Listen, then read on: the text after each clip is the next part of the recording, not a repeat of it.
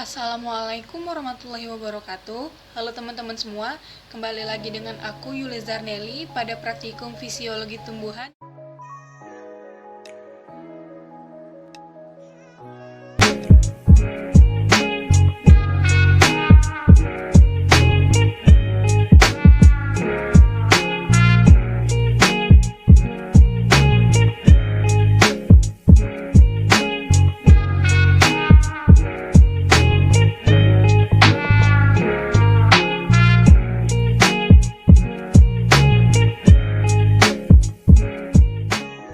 Nah, ini merupakan kondisi tanaman jagung yang telah berumur 5 hari. Nah, di sini dapat kita lihat bahwa tanaman jagung ini telah mengeluarkan daun.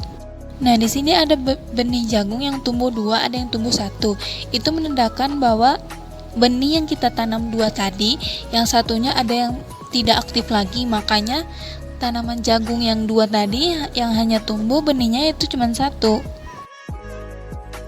Nah, kita tunggu tanaman jagung ini selama 2 minggu ke depan untuk pengaplikasian pupuk atau nutrisi bagi tanaman jagung tersebut. Di sini saya menggunakan pupuk N atau pupuk nitrogen, kemudian pupuk TSP, pupuk KCl, dan pupuk NPK majemuk. Kemudian pupuk yang tadi kita larutkan dengan perbandingan 10 gram per 2 liter air. Setelah itu, pupuk yang telah saya larutkan tadi kemudian saya bagi ke dalam 3 botol aqua dengan pencampuran berbagai jenis pupuk. Perlakuan pertama yaitu pupuk N, yang kedua yaitu pupuk N dan TSP, yang ketiga yaitu pupuk N, KCl dan TSP. Nah, yang kemudian yang terakhir pupuk NPK mutiara atau NPK majemuk. Kemudian kita lakukan pengaplikasian pupuk.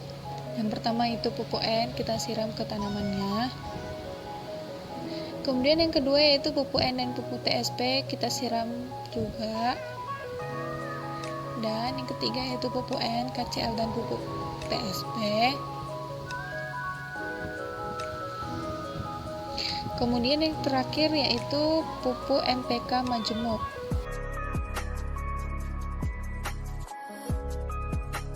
Nutrisi tanaman mempelajari tentang unsur hara yang diperlukan oleh tanaman serta fungsi unsur-unsur tersebut pada kehidupan tanaman. Sebagai sains, nutrisi tanaman berhubungan dengan fisiologis tumbuhan, proses fisika, kimia, fisiologi, serta biokimia. Ini berkaitan dengan interaksi tanaman dengan kimia medianya, di mana tahap awal adalah memperoleh unsur-unsur kimia serta distribusinya dalam tanaman. Hal ini merupakan bidang nutrisi tanaman di dalam Hakimah DKK 2002. Kemudian takaran pupuk yang digunakan untuk memupuk suatu jenis tanaman akan berbeda untuk masing-masing jenis tanah. Hal ini dapat dipahami karena setiap jenis tanah memiliki karakteristik dan susunan kimia tanah yang berbeda.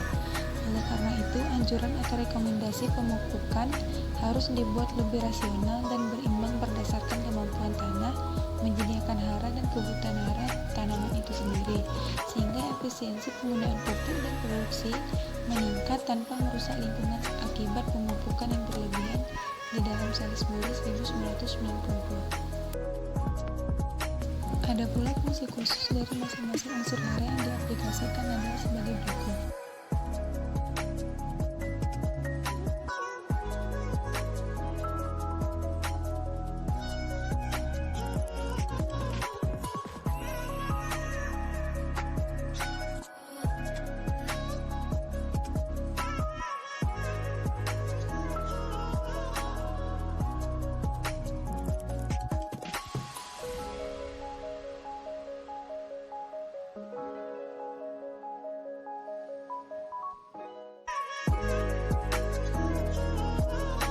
Tabel hasil pengamatan tanaman jagung setelah berumur 3 minggu.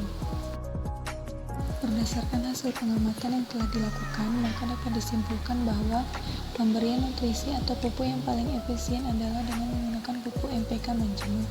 Karena pada pengaplikasian pupuk NPK majemuk pada tanaman jagung, didapatkan hasil bahwa tanaman jagung tersebut memiliki tinggi tanaman yang cukup tinggi, kemudian jumlah daun yang normal, diameter batang yang besar, dan tidak memiliki gejala kekurangan unsur hara.